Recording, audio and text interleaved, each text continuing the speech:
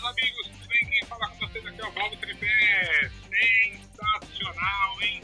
E estamos em mais um Curiosidades do Mundo da Bola. E hoje iremos falar sobre a Copa do Mundo de 1934. Vamos ver, boleiro, se você entende mesmo de futebol e lembra dos acontecimentos dessa época maravilhosa da bola. País sede, Itália. Ano de definição da sede foi escolhido em 1932. 16 países participantes.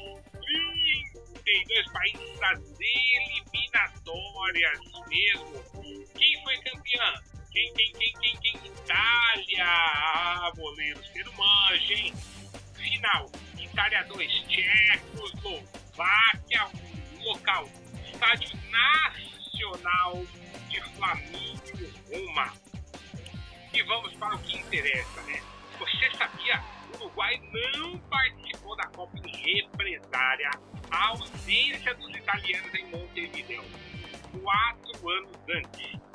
E em 1938, os uruguaios repetiram a dose devido a uma greve no futebol local.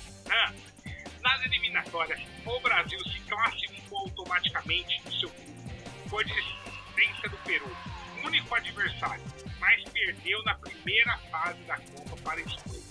Parabéns, hein? Maravilha, hein, Juquelica? Ao entrar no gramado, a seleção italiana fazia saudação fascista de Benito Mussolini. Situação, hein? E o ponta-direita Filó se tornou o primeiro brasileiro a se sagrar campeão mundial. Filho de uma mãe italiana, Anfilóquio Gardini Marques saiu do Corinthians para jogar na Lazio, mudando seu nome para Anfilogênio Garizzi. Já havia defendido a seleção brasileira em 25, mas a FIFA não se opôs à sua convocação para o time italiano. Então temos um corintiano, hein? Corintiano da veia, campeão do mundo, hein? Loteria da Copa.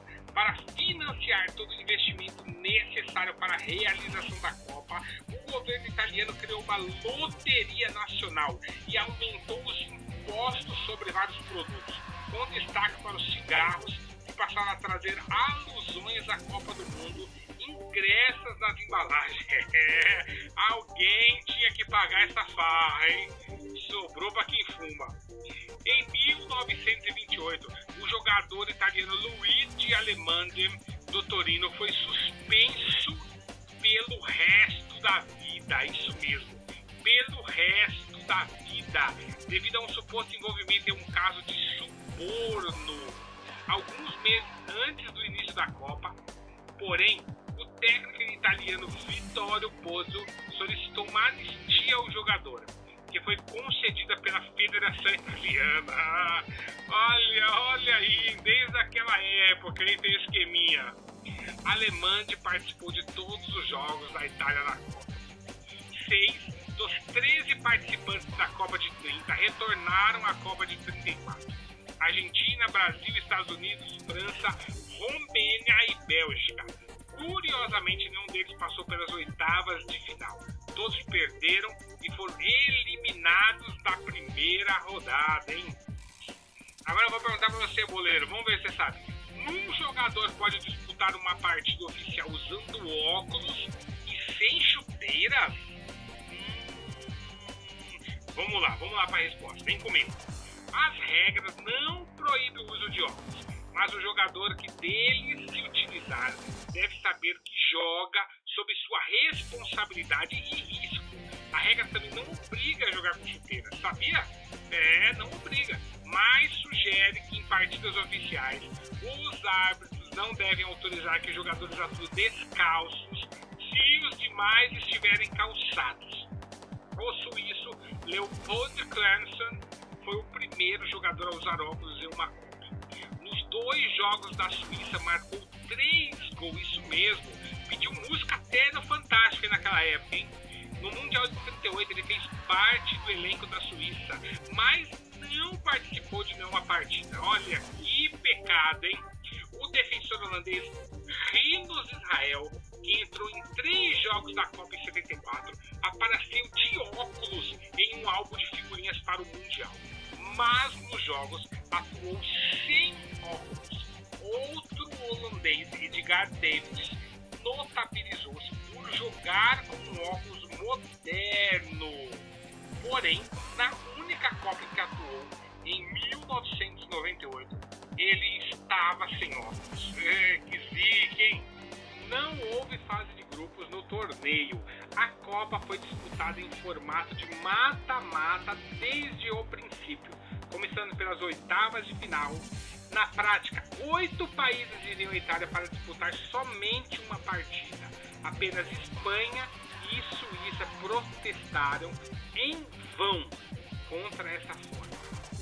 Embora os brasileiros não pudessem ouvir o jogo Espanha 3, Brasil 1, foi o primeiro jogo brasileiro em Copas do Mundo a ser transmitido por rádio na história. Olha aí, hein?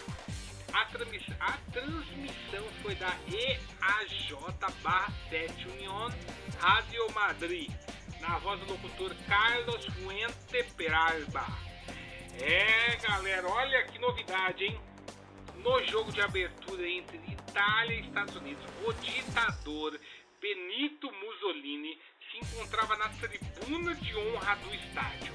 Em vez de aplaudir os jogadores italianos que entravam em campo, ele mesmo foi aplaudido pelos jogadores. Olha que situação, hein?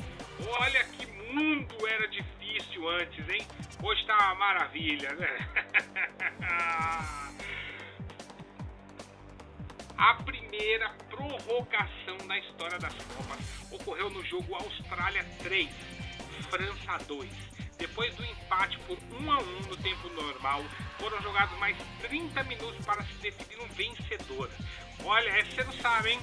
Nas quartas de final foram necessários 210 minutos para se definir um vencedor entre Itália e Espanha. No primeiro jogo, houve um empate por 1-1 no tempo normal e uma prorrogação sem gols, o que forçou um jogo extra no dia seguinte. No segundo jogo, vitória polêmica da Itália, que venceu por 1-0 com gol de Meazza, mas contou com a ajuda do árbitro amigo, o árbitro do Corinthians, que anulou 2 gols duvidosos dos espanhóis no segundo tempo. E essa última curiosidade aí, boleiros: a Itália, nessa competição, se tornou a única seleção que fez 3 jogos de Copa em apenas 4 dias. Isso mesmo, hein? Em 31 de maio, boleiros. A seleção empatou com a Espanha por 1-1. No dia seguinte, ganhou dos espanhóis por 1-0. No jogo de desempate, no dia 3 de junho, venceu a Austrália por 1-0 na semifinal. Ai, galera, mais uma curiosidade que se foi. E essa foi sobre a Copa de 1934. Espero que todos tenham gostado dessa resenha maravilhosa com o seu amigo Bob Tripé. Um grande abraço e sucesso!